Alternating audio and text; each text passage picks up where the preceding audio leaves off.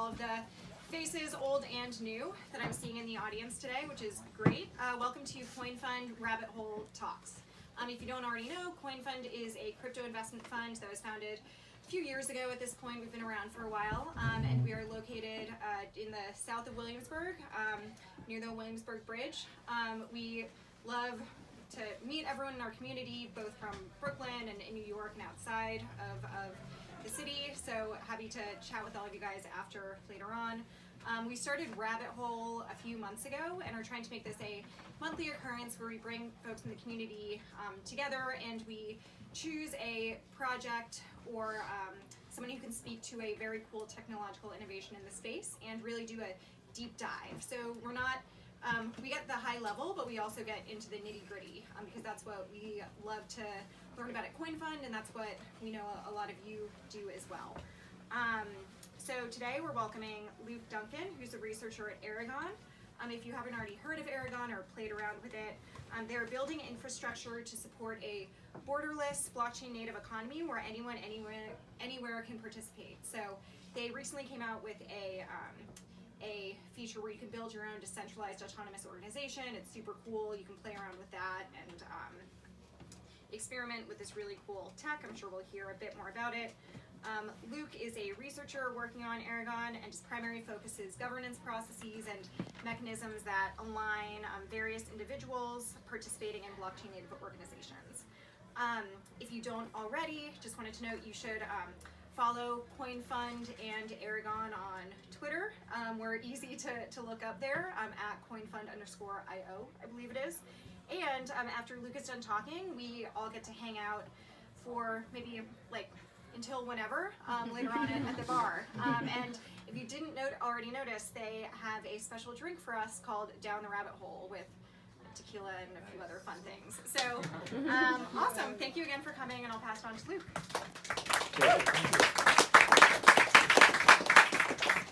Thanks for the intro. Can everybody hear me okay with the mic? Perfect. So we're going to dive into the Aragon Network today.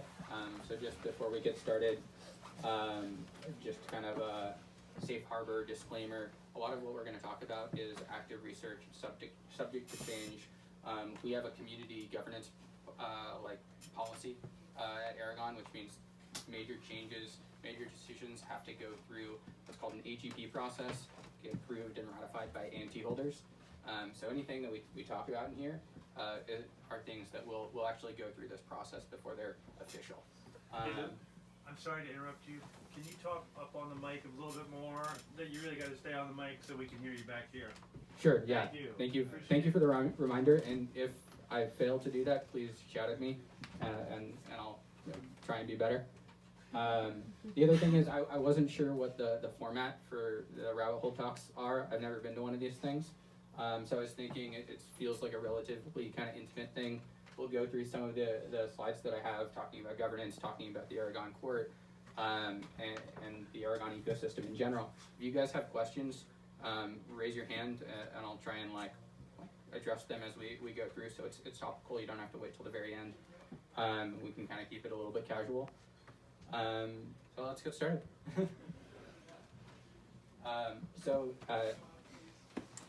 In the introduction, just for people that may be less familiar with Aragon, currently on mainnet we've got a product that allows anybody to create an organization. And the whole idea, the vision behind Aragon is that anybody anywhere should be able to create an organization on the blockchain. No matter where they're from, they can create value, they can work with anybody in any other jurisdiction. So what our application does right now, it allows you to define groups, assign permissions, vote on initiatives, manage funds collectively, and even perform transactions. So you can go to mainnet.aragon.org, you can create one of these. The only thing that you have to do is pay for gas on Ethereum. So it's really cool. The actual architecture behind this is modular and extensible and upgradable. So there's actually a lot of third-party developers. Some of them have been funded through our ecosystem fund, some that are completely independent, working on additional applications that extend this functionality. I know Level K is working on a Futarchy app. A team was working on a direct bounty integration with a standard bounties contract. The Pando team has built like a decentralized VCS that can be governed by an organization on chain.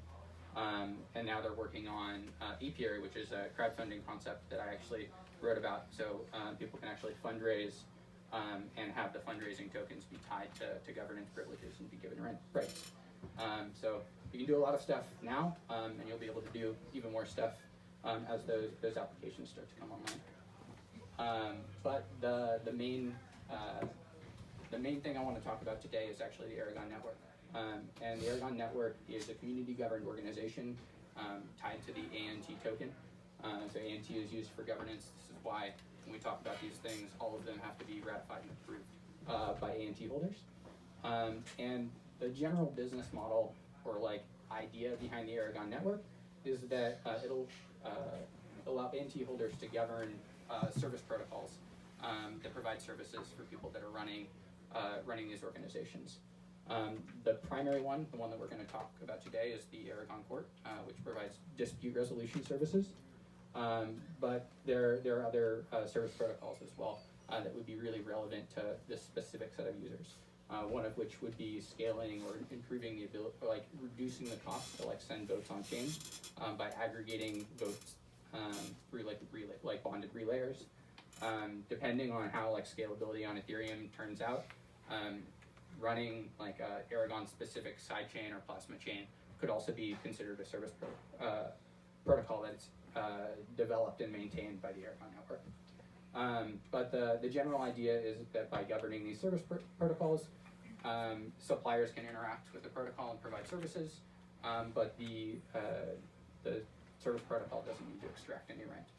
It can kind of create an ecosystem where consumers are benefiting from the services, suppliers are benefiting from the services, and the entire ecosystem is experiencing that value. Could you hold the mic closer?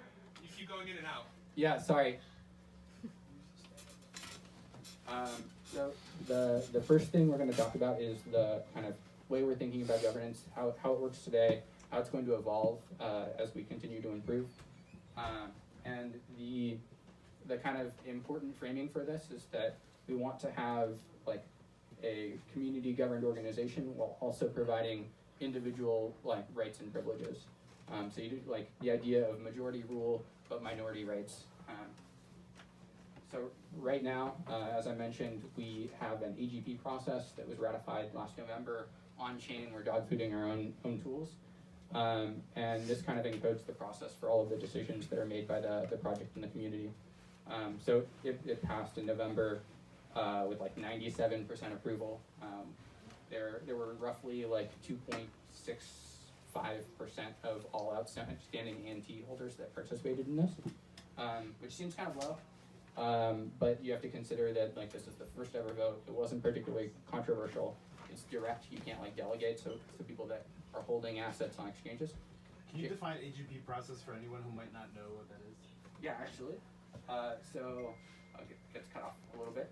The Agp process is a document. There's a repository on GitHub that defines specific tracks for proposals, whether they're finance proposals, whether they're meta proposals that actually change the governance process itself, whether it's like a proclamation, and it allows community members to submit proposals. Currently, the bulk of the funds are held by a nonprofit association based in Switzerland, but this process basically allows the project to commit to community governance and dog fooder tools. So the Agp process kind of tells everybody exactly what they need to do to participate, how they submit proposals, how the proposals should be formatted, what the tracks and kind of the requirements for them to pass are. And you can actually go ahead and propose new proposals. And then on a quarterly basis, we have a ballot. The next one is scheduled for January 17th. That's the Q1 Agp vote. And there's several, if you go to the Agp repo, it's github/aragon/AGPs. You can see all of kind of the pending proposals, including the Aragon Flock proposal for Aragon 1, which is the company that I work for, the foundational team for Aragon. And we're actually submitting a proposal to fund our operations for the coming year, with details about like what we're planning on working on, what the milestones are. So please vote for us. If you have an NT, please vote so I can continue to work on this stuff. But also go ahead and check out the other AGPs, get involved, submit ideas. Typically the process is to submit on GitHub. The discussion happens on our forum. But the deadline for submission, so that we can kind of go through the full process, is the end of this week, so hurry. What are some of the proposals that are submitted right now? So there's the Aragon 1 flock proposal, that's the largest proposal. There's a proposal, I think, to change the vote duration, so there's a meta proposal from 48 hours to a week, because during the first one, some people were like, 48 hours just isn't enough time to get my ledger out. That's a problem for all of crypto, by the way. If people are too lazy to make a transaction because their ledger's in their dresser, we've got a problem. But there's a proposal about like which tools we're going to use. There's 2 other flock proposals. There's a proposal to use an Aragon organization for community bounties. So it would have a budget for the quarter, and it can allocate basically like small requests for funding, because the Agp process allows for quarterly votes. This would kind of fund an organization to have a specific budget that could then have votes like on a weekly or monthly basis. So there's those that are all on there. I've talked to a few community members that are planning on submitting others in the next few days as well. So yeah, definitely check it out. So only one proposal will win in the vote, or several proposals, or what? Can you repeat that? So only one proposal will win in the vote, or several proposals will win, or what's the process exactly? Yeah, so the process is that the proposals get submitted, and this is actually a diagram of the process. An individual submits a proposal in the GitHub repo. There's like an editor step. Ultimately, the association currently has like a review step, and this is to ensure that like there isn't blatantly illegal or like unethical or manipulative proposals, like take all the treasury funds and just send it to my address kind of thing, in the process currently. But all of the proposals that kind of adhere to the Agp process and those kind of guidelines would get added to the ballot for the next vote, in this case the one on January 17th. So then you would go to the governance interface, you would see all of these votes, you'd vote on them individually, and they can all pass, and they can all fail. I can't tell you how many will pass or fail. But the proposals get added to the ballot, the vote happens, and then if it passes, it gets executed. So the kind of like elephant in the room here is we're trying to create on-chain organizations that are completely independent.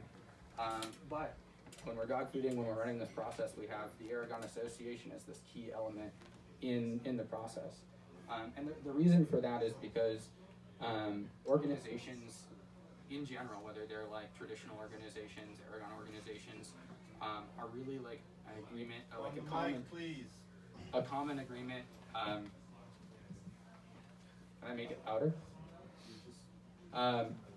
It's a common agreement between like a shared set of stakeholders. So it's not just you enter into this thing, and if you have the majority position, you make all the decisions. It's actually, there's an intent. There's, in some cases, like traditional legal companies will have fiduciary responsibility. Nonprofits will have bylaws, and those that agreement governs at a higher level than even the voting process what can happen within the organization. And the current set of tools that we have don't allow us to do that. So the association is sort of filling that really key responsibility. But our goal, and kind of the reason that we're so focused on the dispute resolution angle, is to remove that kind of last vestige of centralization by creating the ability to create human readable agreements and protect the proposal process and code intent using those things instead of what we're doing now, which is relying on a nonprofit Swiss association to fill that hole. So The entire second half of this is going to talk about kind of the Aragon court, how we're thinking it's going to work, the specific mechanisms in that. So I'm not going to spend too much time on it here, but the idea there is that the association is filling this role of protecting kind of the rights of minority participants in this process and encoding kind of the intent of the organization. In the future, that can be replaced with actual on-chain agreements that are resolved in a decentralized fashion.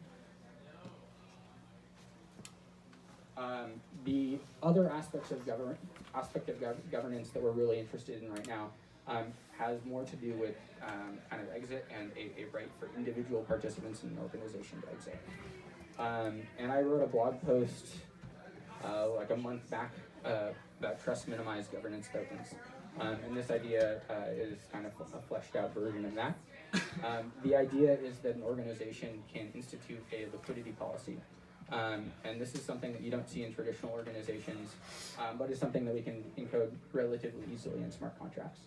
And the idea is that it would entitle any member of an organization to burn their like organization tokens in exchange for an immediate cash payment.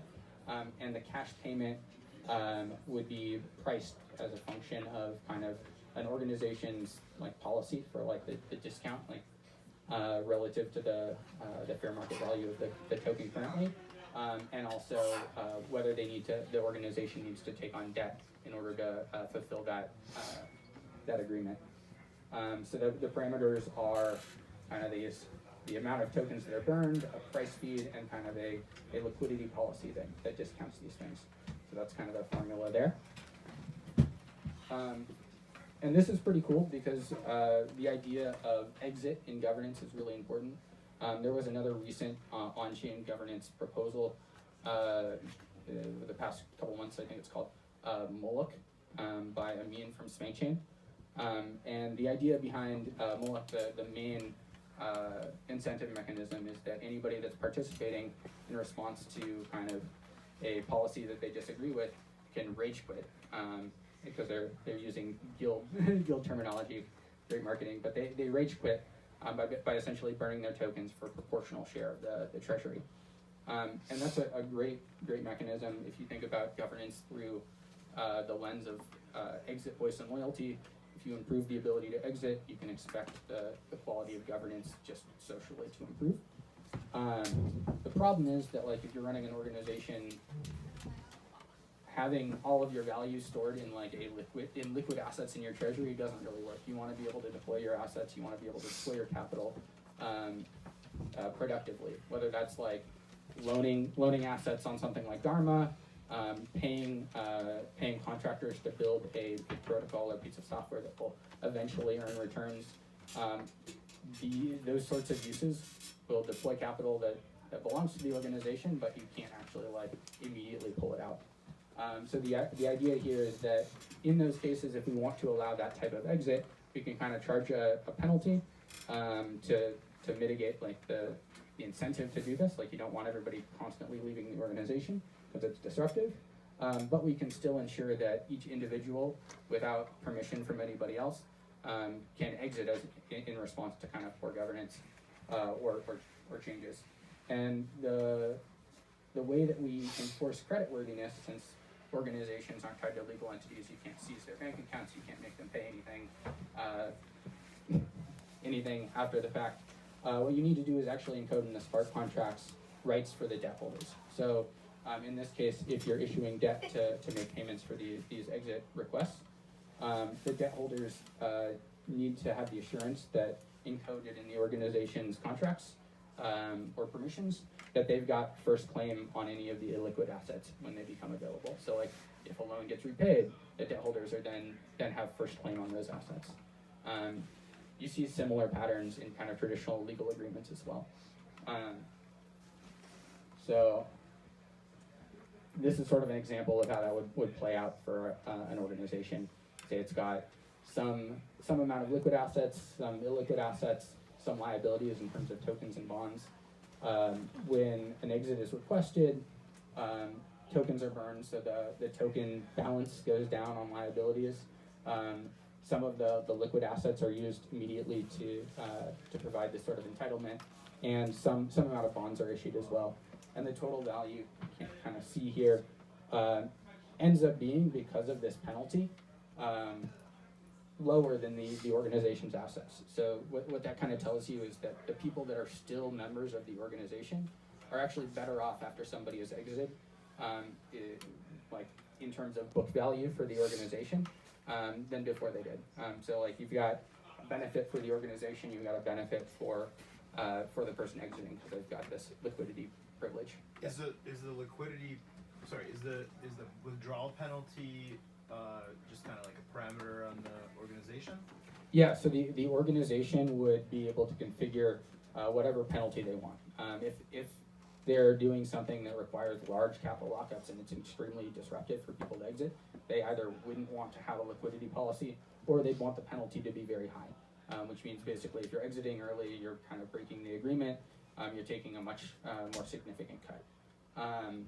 Similarly, this discount rate is sort of a market rate for debt. If you're exiting, but you don't actually need a cash payment immediately, you just want to kind of take the bond yourself, you're not going to pay that market rate penalty because you'll buy your own bond. Can they resell it on the secondary market with my ownership?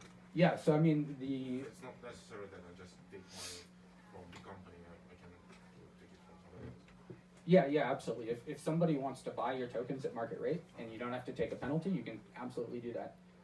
And exchange technology for like decentralized permissionless exchanges is actually getting really great. So like Uniswap, the Dutch X, all of these things are completely permissionless exchanges. So if you're creating an organization, you don't need to be like listed on Binance or pay like a $2 million listing fee. Like you can exchange just on chain. So this is sort of the response when markets are really illiquid and you don't really have that opportunity. You have a larger stake and you want to exit. The kind of nice side effect of this is it encourages rational price finding. So in these illiquid markets, there's a tendency for people to just like hodl and kind of wait for the price to climb because there isn't liquidity. In the event that were to happen in this case, people would have an incentive to actually provide liquidity before the price appreciates significantly higher than the book value. Because if you see like, if you're looking at like the organization's true valuation in terms of its assets, whether they're like tangible liquid assets or intangible like IP or pending kind of revenue streams, if the value is way overvalued compared to that, it encourages you to market sell and provide liquidity in a way that doesn't necessarily happen without a policy like this. So one of the questions that I sometimes get asked, and I definitely see on Twitter, is are governance tokens or governance in general, is it a valuable thing? And this came up a lot around the recent news about 0x. And my answer to that is that governance is about the rights and privileges that you get that are associated with the agreements that you make. It doesn't matter if those are encoded in smart contracts or legal contracts. If you get similar rights and those rights are valuable, then governance and governance tokens are going to be valuable as well.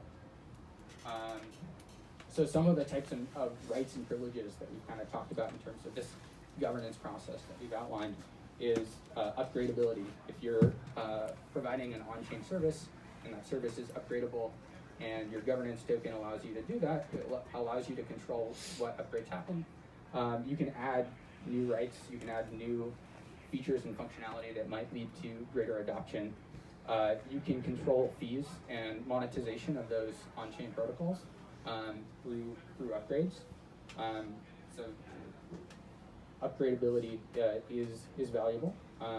If you're doing if you're doing an organization that has a treasury or has a liquidity policy, capital allocation is valuable just as it is in kind of traditional organizations.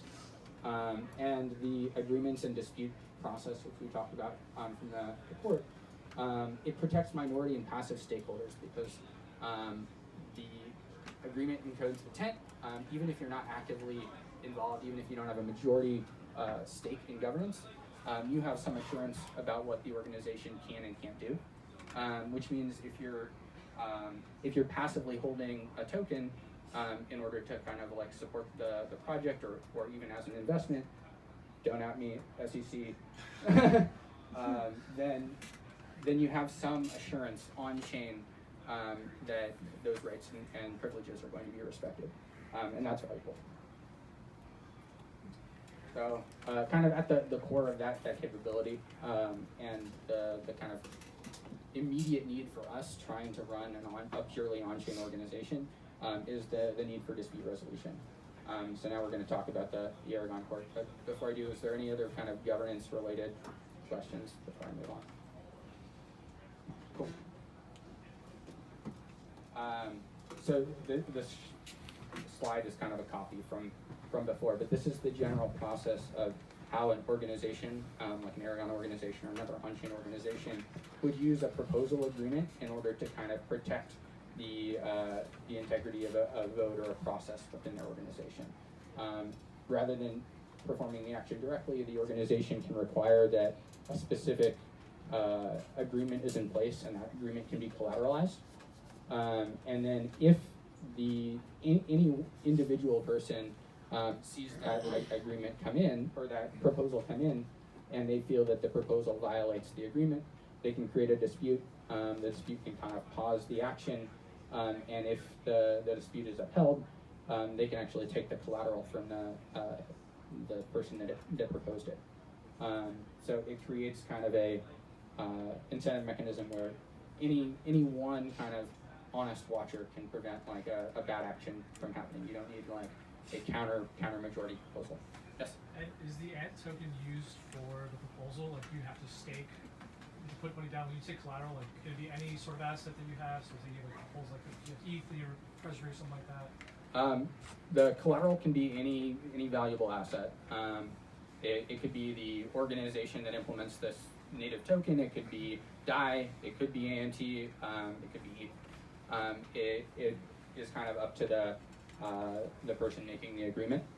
Hi, How can I about- ask you a question? Yeah. So is it fair to say that a basic assumption that you're making is that if a person is willing to put a lot of collateral, even if they're super mega rich, and just keep rejecting something, there's some value in that person has, because they're putting their tokens in there, there's definitely some value in the fact that they're collateralizing their rejection there? I think so you're saying that the assumption is that if somebody is willing to stake collateral to perform some action, Specifically a big amount of collateral? a big amount of collateral, then Their rejection or their stopping of the process is more valid? So just to be clear, the person that's making the proposal is the one that's staking collateral. Got it. The Okay. person that's like challenging that process only needs to put up sufficient collateral to handle the dispute resolution fees. Oh, okay, they don't have to match it. Okay, got it. Thank you. Right. So you can have like a large collateral requirement to perform a very sensitive action, and that collateral will be returned if like the proposal is valid. But if it's invalid, then it gets transferred to the person that's challenging. Who Thank you. defines the size of collateral for every type of proposal? Yeah, so the idea, at least for this specific use case, for an organization, they would, when they're setting up the permissions within the organization, they can require an agreement. When they create an agreement, they'll define human readable terms. Like this is kind of what you're agreeing to do. And you would define the type of collateral and the amount of collateral required to accept that agreement. And then you'd also define the arbiter oracle of the agreement. And by default, that's the Aragon Court. But for reasons you'll see in a few slides, it's necessary for them to be able to pick specific arbiters. Is there a time frame for the dispute process? Or?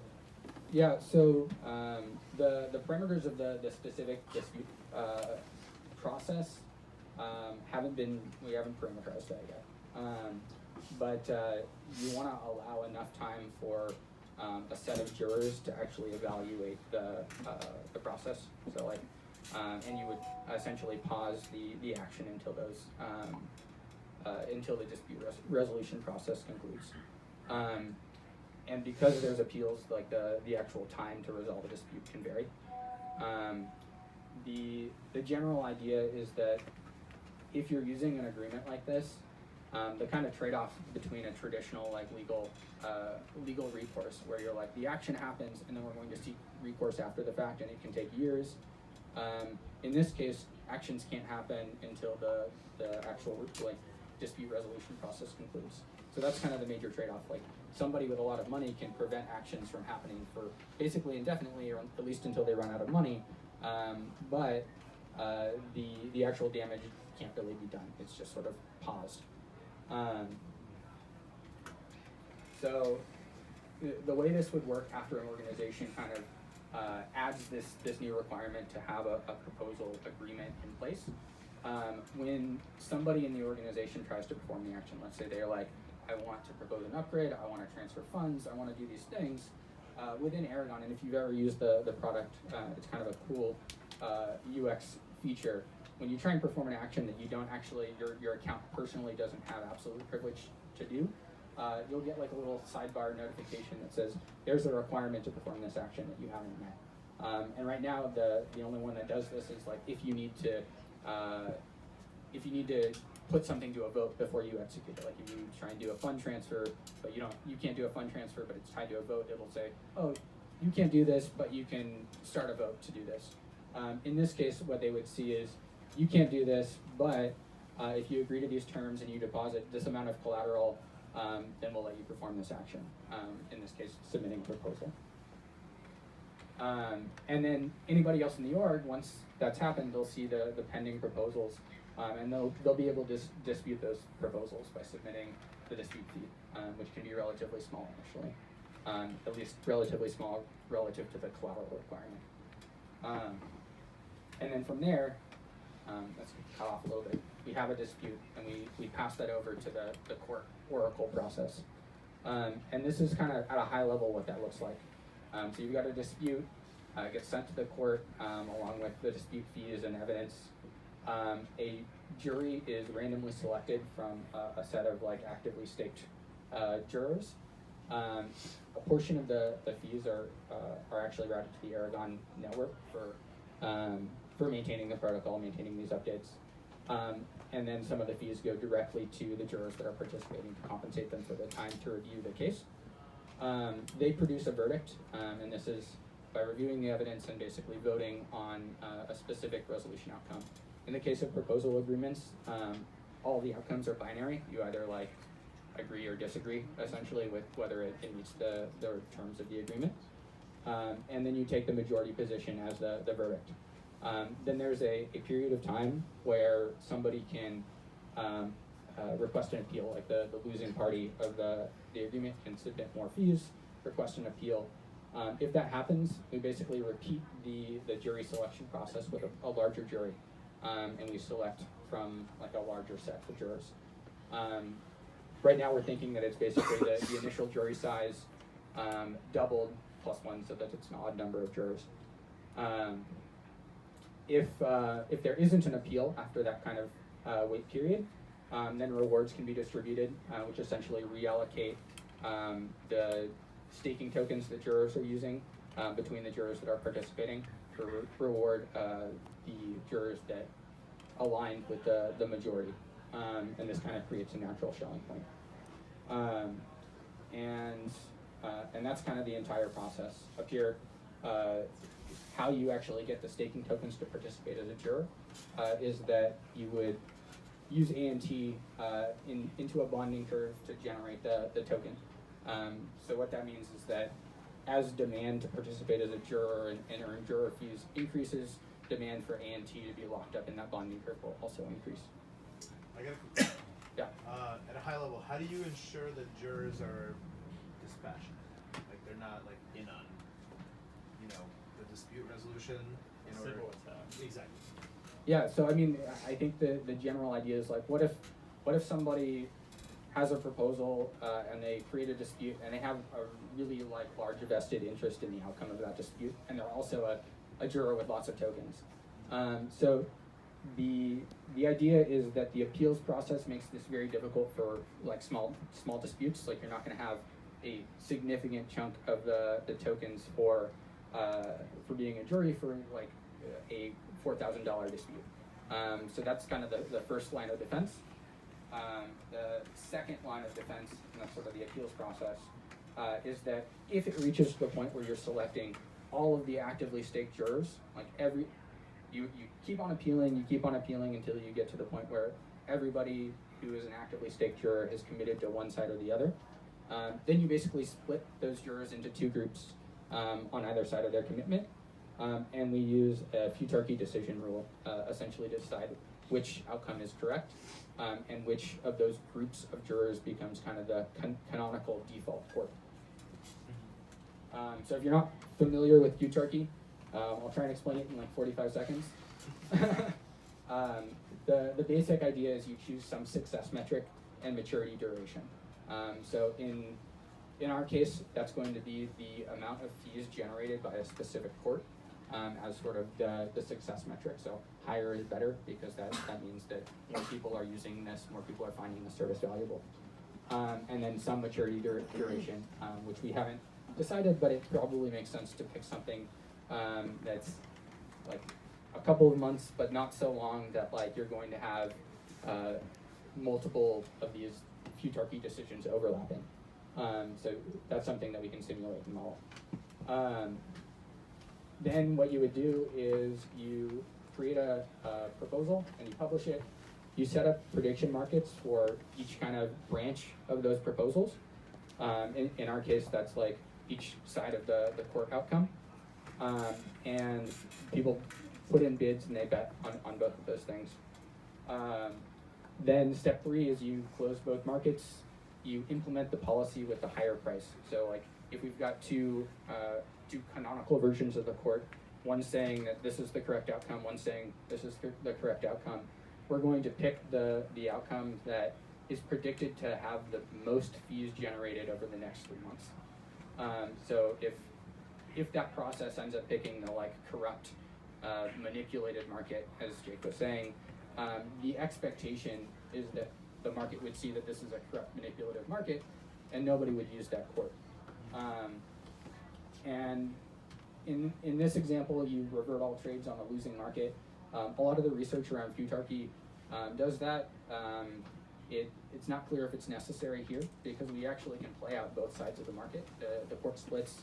People can choose to use either side. It doesn't just disappear. So we don't necessarily need to do that aspect. There's also the idea of conditional markets, so you can basically hedge your position. So you can bet on what's the amount of fees if this is the default court versus if it's not the default court. So you can actually hedge both positions.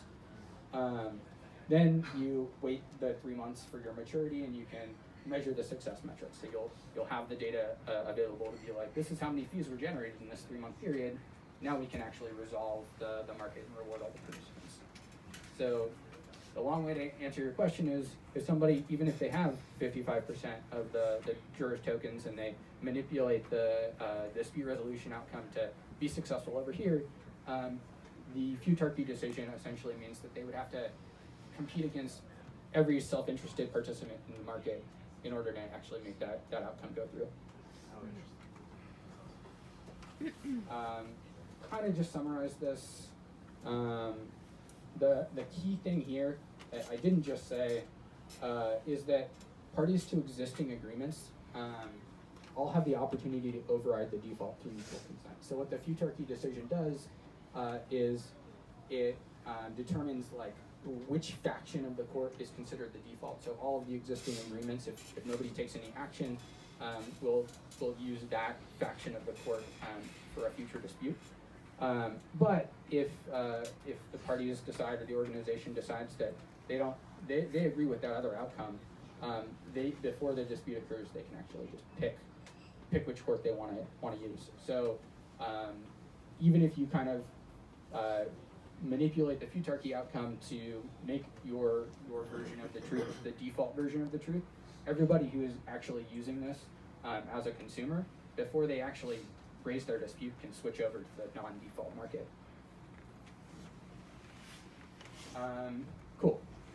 So that's sort of the escalation appeals security aspect. The reason we want to have a bonding curve and not actually tie the juror stuff to A&T directly, and this is kind of obvious because we have a process where you'd be forking the juror balances.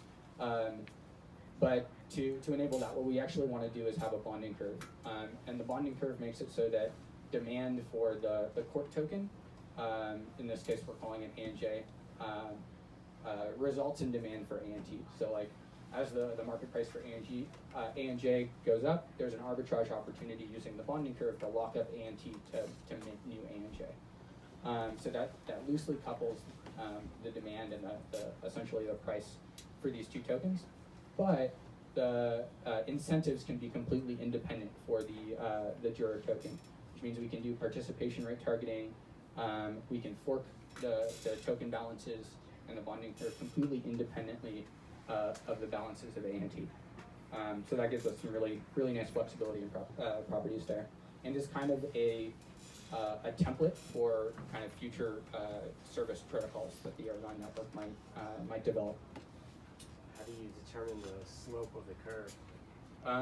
So the slope doesn't matter that much, to be honest, as long as it's, I'm familiar with the terminology around like the Bankart construction where you use a reserve ratio.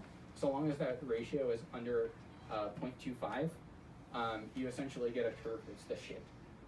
And the reason that matters is essentially as the curve goes,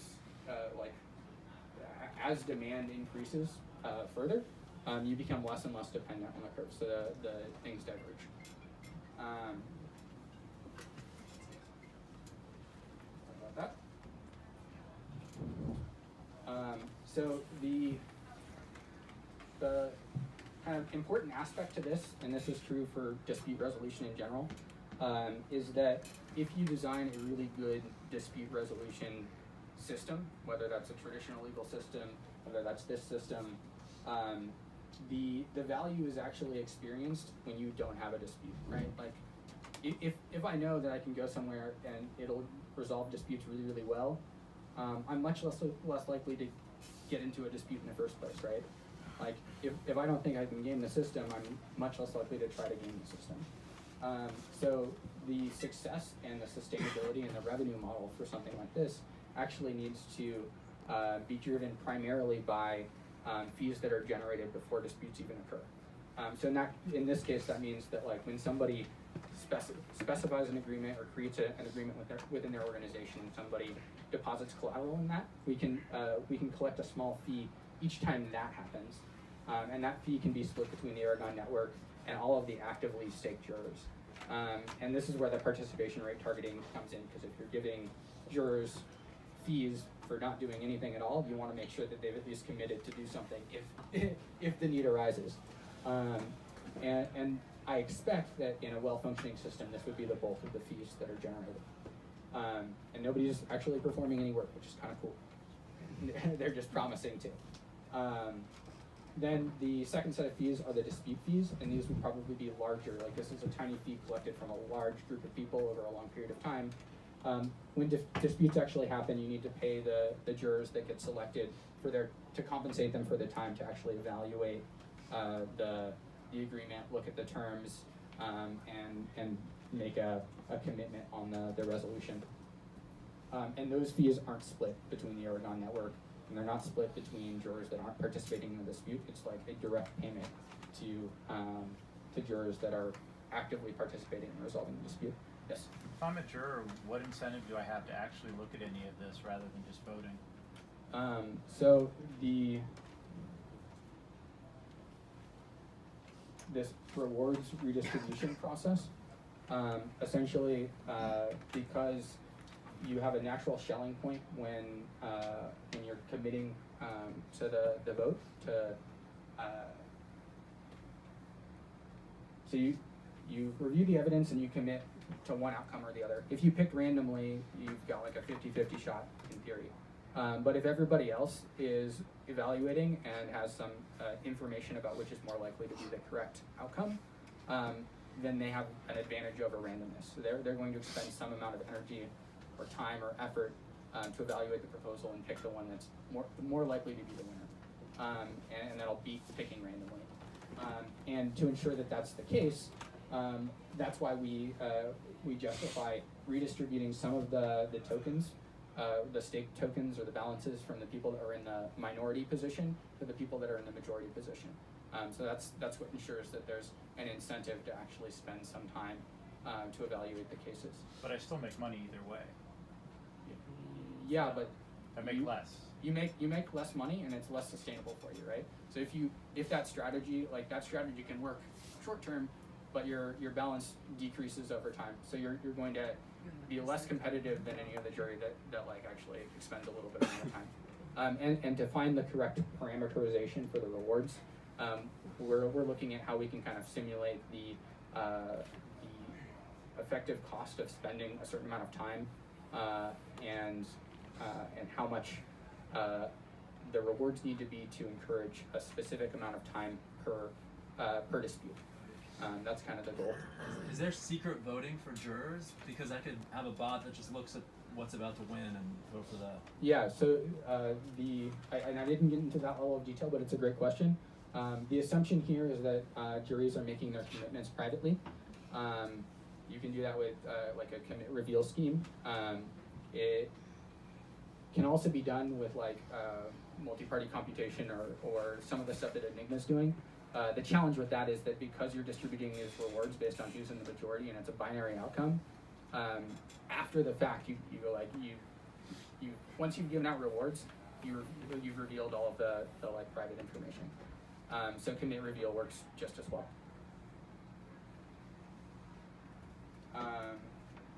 Cool. So the final piece, and because of the projector, are the appeals fees. Those work basically exactly the same way as dispute fees, but the key difference is that each time you appeal, you're selecting from a larger and larger pool of the jury.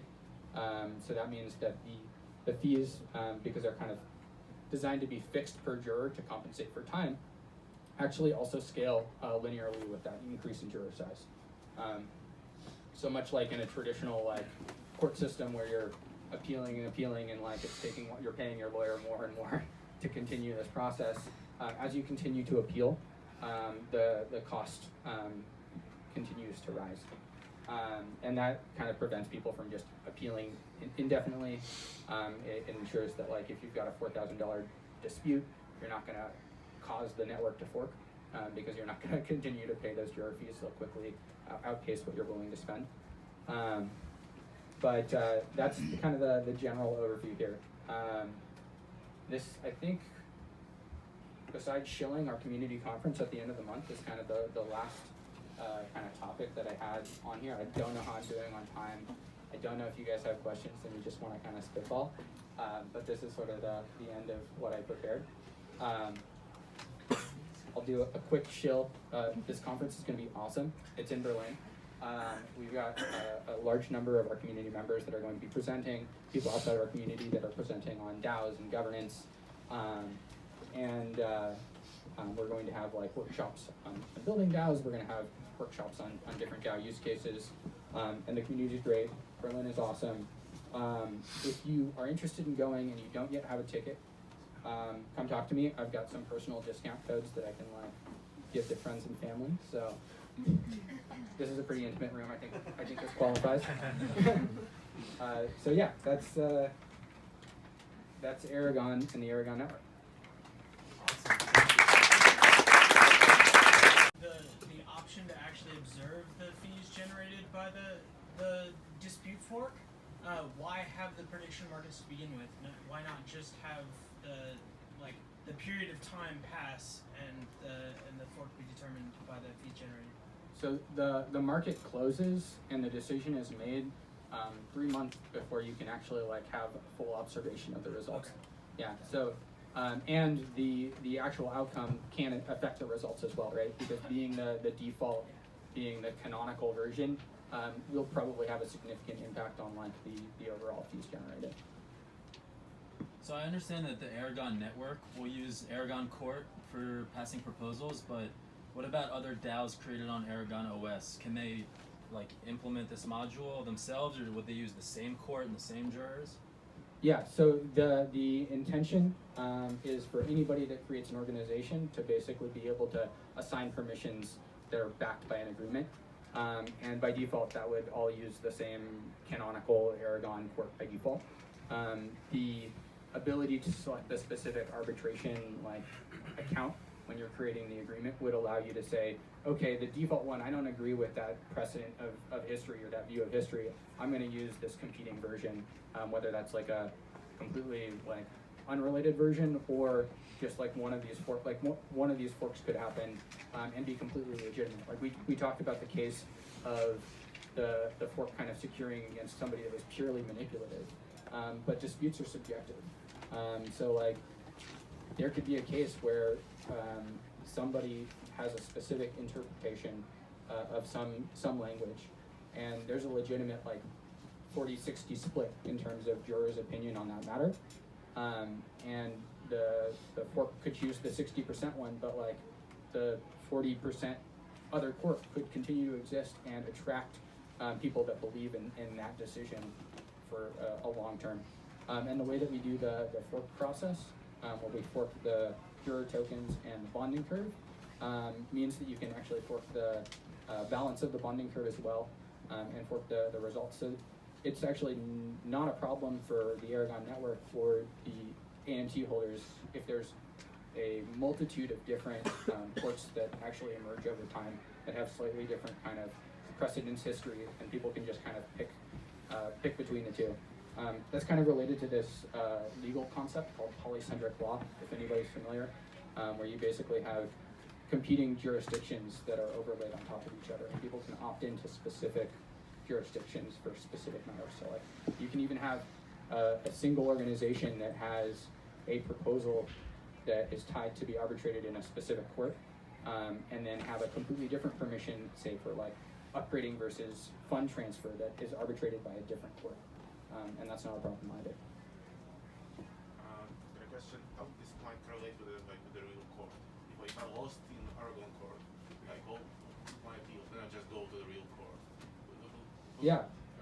And I won there. Yeah, no, it's a great question, and I think it'll probably come up.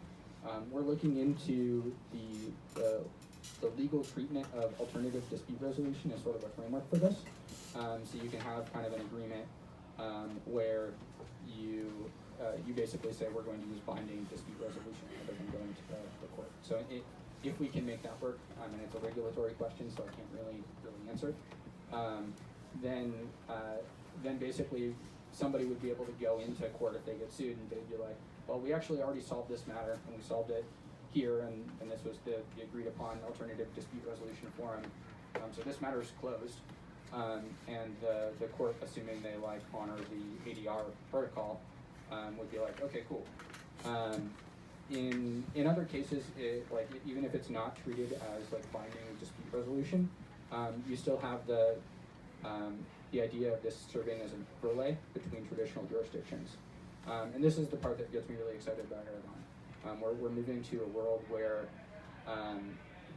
there's organizations that happen across borders. So somebody in Argentina can be a business partner with somebody in England, and maybe they have a bunch of people in Australia as well. And everybody in there has their own jurisdiction. They have their own legal precedents, their own familiarity with the law, their own travel costs to go and show up in court in one of these jurisdictions that they pick. So we kind of want to avoid all that if possible. So the whole idea of having the rights and privileges encoded in smart contracts, having a dispute resolution forum that's automated on-chain and common among all of those parties regardless of where they're from, is that you can use this as sort of the first line of defense, so that everybody is kind of on a level playing field. It's like a jurisdiction that they all share, versus saying, okay, if there's a problem, I'll flag Delaware, even though we live in England and we live in Argentina, and we're going to show up to court there, and we're going to hire an attorney that we've never met to represent us. It just doesn't make a lot of sense, and that's why I think we see less, especially smaller non-multinational organizations leverage the fact that there's different jurisdictions that you can incorporate in regardless of where you're from. You can kind of think of Aragon as making the ability to create a multinational corporation available to just about anybody. The jurors be able to communicate among themselves before providing the verdict, or? Yeah. So the only real constraint and the only enforceable constraint is that you can't credibly commit to what you're actually voting. It would be nearly intractable for us to be able to say, like, okay, if you're a juror and there's a juror forum and you like point to the specific thing on chain to communicate like out of band. So it's kind of unrealistic to try and prevent that in protocol. That being said, the kind of norm would be that like you could, but you probably shouldn't. And I hope that works. I think the protocol needs to be designed in such a way that we assume that some sort of out-of-band communication does happen. We can't make the assumption that they're not going to talk to each other. Oh, back there. So when you're a DApp developer, you'll typically have some framework for how you want governance to work, like what the minimum mechanisms are when you're building this thing. What are the I guess for lack of a better word, what's the API surface of Aragon look like, and how do I what are the basic integration points that I need to take care to pay special attention to if I want to utilize Aragon and the DApp structure that I'm building? Yeah, so there's kind of two approaches there, and I would direct you to hack.aragon.org, which is our developer resources portal, to like get a full in-depth kind of treatment of this. But if you're trying to kind of use the Aragon OS framework to build an application and add upgradability, you can kind of inherit from a class and you get the authorization logic built in. You can go a step further and you can take advantage of the UI framework that we've used and actually create an Aragon app. For somebody that's just creating like a protocol or DApp externally, they don't necessarily need to do that. You can just kind of inherit that class and you get all of the authorization logic. If you don't even want to do that, let's say you've already built your DApp and you've architected it one way.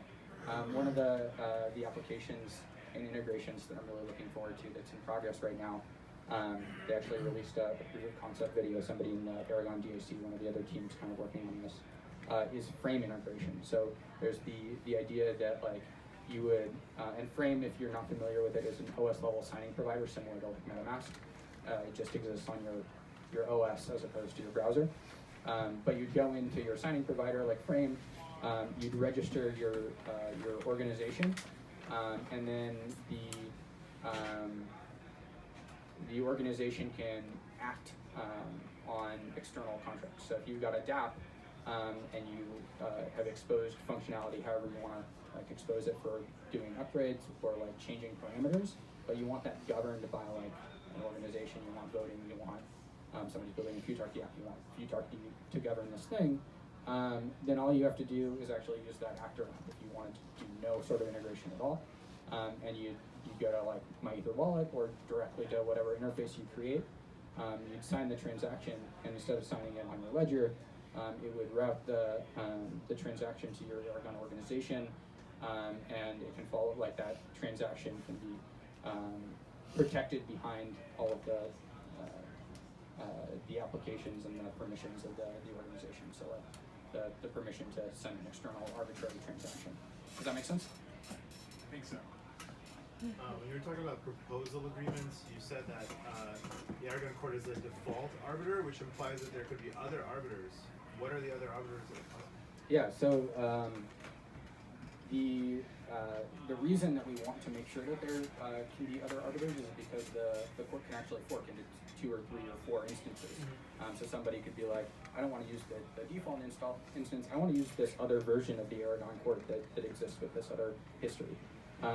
In theory, you could also have other accounts that send the same transactions and send the same like results, and like implement that same like standard interface, right? And so those could exist. It's an open source ecosystem. We're all about open source. We're all about interoperability. So in theory, somebody could create a competing court and compete for that privilege. The nice thing is, the network effect around kind of governance is that we can control what the default is within the application, and that carries a lot of weight.